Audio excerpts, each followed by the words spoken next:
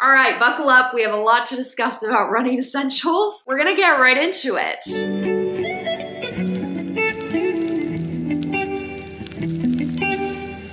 Hello everyone, welcome back to my channel. My name is Vicky, I'm 25. I am running around New York City and sharing all things running and lifestyle.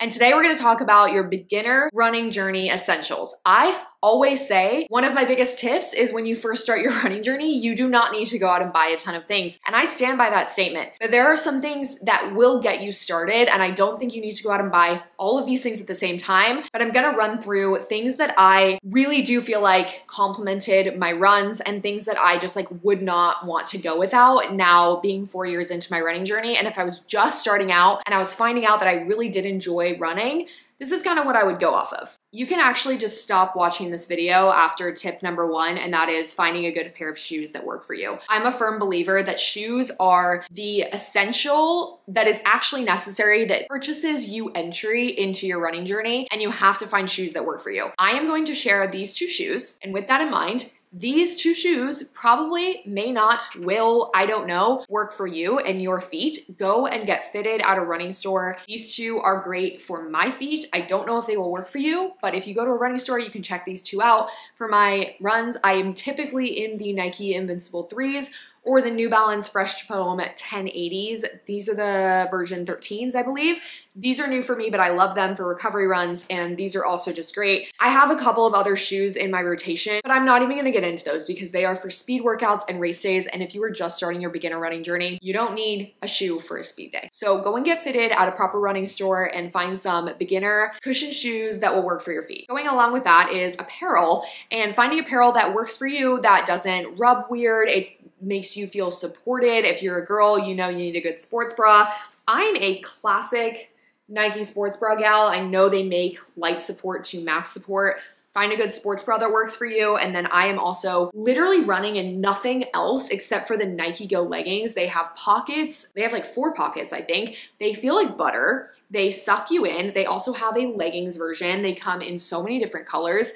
And you do need like a good set of shorts or leggings to get started. So I cannot recommend the Nike Go enough. I think they're incredible. And I literally haven't run in anything else for years. Going along with that, do not sleep on good socks. I like Bombas, I like Features, I like some Outdoor Voices socks, I like Nike socks, but you wanna find ones with a little bit of cushion because it will then complement your shoe and just feel so much better. Don't just like wear your everyday socks on a run. I promise you, like it is kind of a game changer when you get socks that are meant for running. So I would definitely say going in with the apparel, get yourself a good pair of socks.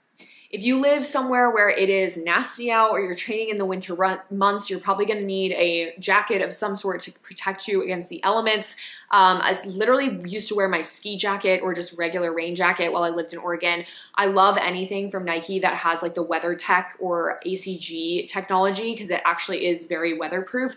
There are so many brands out there. Just find one that works for you. And honestly, my best piece of advice is find a jacket that if you end up hating running, you can still wear the jacket while you're not running and it will still serve you a purpose rather than buying like a very specific running jacket that is like very bright colored and you probably may not wear unless you're on a run and then you end up hating running and you're like, why did I buy that? Going along with that, if you're running against the elements, you might need a beanie or gloves, tons of options out there for those. And then also a running hat. I've been really liking the ones with like the breathable, what word am I looking for? It keeps your head less sweaty and you can breathe through it. So a performance hat versus just like a regular hat will probably serve you good. I like running with a hat on just because I think that it like kind of helps.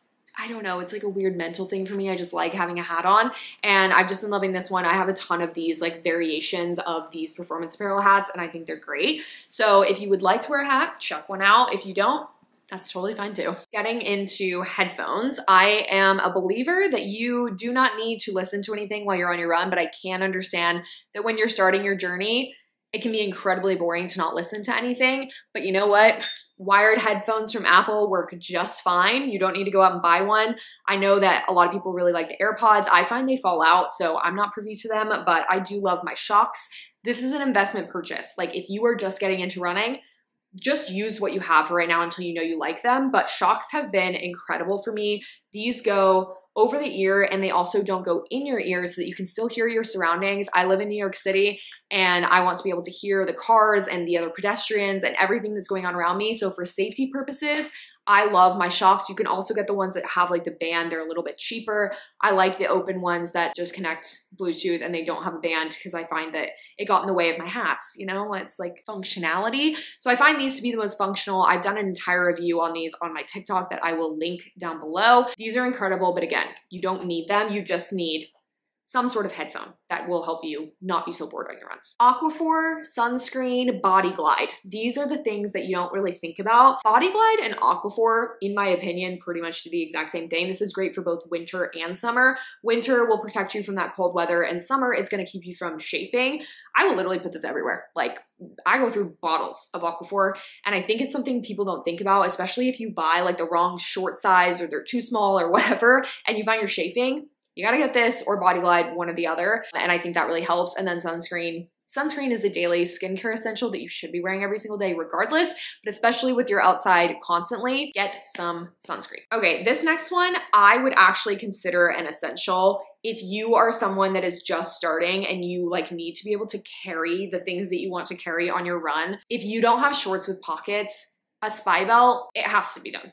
It has to be done. I have not run without a Spibelt in probably 2.5 years. And this is not sponsored. None of the products in this video are sponsored. I do have some codes that can get you discounts on these products, but they're not, this is not a sponsored video. But when I tell you, if one thing was taken away from me on a run and I would be pissed about it, it would be the Spibelt. It fits so much. It's flexible. There's different variations of ones that you can get. And this water bottle is the Spibelt water bottle, and it clips onto the belt. And you know, I'll insert a photo maybe. You get the picture. It's on you, it's on the belt. It is so incredible. It fits your keys, your wallet, your phone. Like 10 out of 10, could not recommend this more. If you have shorts with pockets, you might be okay, but I don't want to tell you that it's an essential, but I actually think it is. Next up, we're going to talk watches and wearables. I am a firm believer that when you're just starting, you don't need to buy a very expensive watch, if at all. If you don't already have one, don't worry about it. You can use the in-app function on your phone, either in Strava or Nike Run Club. There's tons of apps out there that will track your runs on your phone for you. If you want to take it to the next level, you're really into it, I would explore the Garmin. Apple Watch, I have enjoyed in the sense that it's like a lifestyle and a running watch, but if you're getting more into intense training, Apple Watch or the Coros, both love. I've used them all, and I honestly don't think there's a bad one out there. Just find one suiting your needs. I don't think you necessarily need it. I love to use to track my runs on Nike Run Club on my phone, and it worked great, especially when I was just getting started. So you don't need a wearable, but they are a tool to have to help you. So I would recommend just looking into Garmin, Coros, Apple Watch. There are so many reviews on the internet. I won't even dive into them. I have one on the Apple Watch and I think on my Coros Pace that I love on my TikTok, but again, not necessary, but can be a tool to help you. Second to last is going to be any sort of recovery item, and this again is bougie. Do you need these things? No, you could probably find a $10 foam roller somewhere on Amazon and it will do similar things to stretching and just foam rolling. You're going to invest in a recovery tool. I love my Therabody, but specifically the mini because it travels with me and it fits anywhere. However, I think lower barrier to entry would be a foam roller or literally one of those like lacrosse balls that you roll your foot over. Like there's tons of other ways to not have to invest in a full Therabody before you get into it. But I would say